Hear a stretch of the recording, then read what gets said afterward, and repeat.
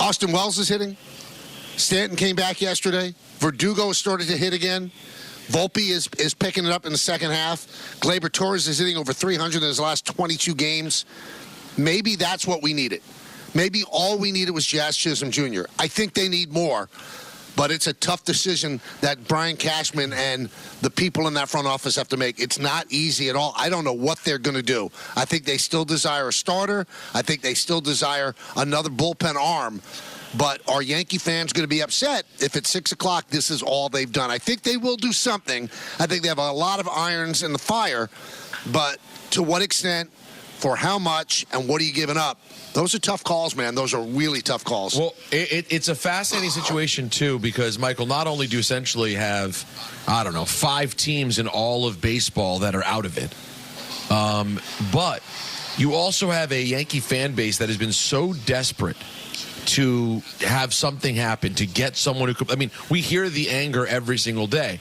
Then the weird thing is, though, and I don't know, we will see, Michael, if this affects the phone lines at all or if people see right through it. But don't you think it's interesting that just a couple of days before the deadline, they go out and get someone who nobody was in particular clamoring for, but he's been so good in those couple of days, and he has this new infectious energy, and it's led to them stealing a series from the Red Sox and beating the arguably the best team in baseball handily last night, that I wonder if in a weird way it sort of pacifies people in this moment. This is a hard fan base to pacify, though, as you know. You've been sitting here with me for 8 or 9. So you're guessing they'll look past it. They're not going to get giddy off of a few days where it feels fun with Jazz Chisholm. No, Jazz Chisholm, I think, is a nice addition. It's an odd fit, as we mentioned, but he actually looked pretty good at third base. Good hands, and started what should have been 2 double plays. But one of them was fouled up by Gleyber Torres. So I think he's going to help.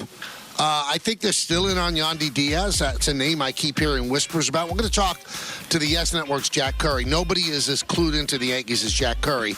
He'll talk to us at 4 o'clock. So also, Yes is going to have a special trade deadline show at 5:30. So our radio show will end on Yes at 5:30 today as they extend their pregame show and have a trade deadline show leading up to the 6 o'clock deadline.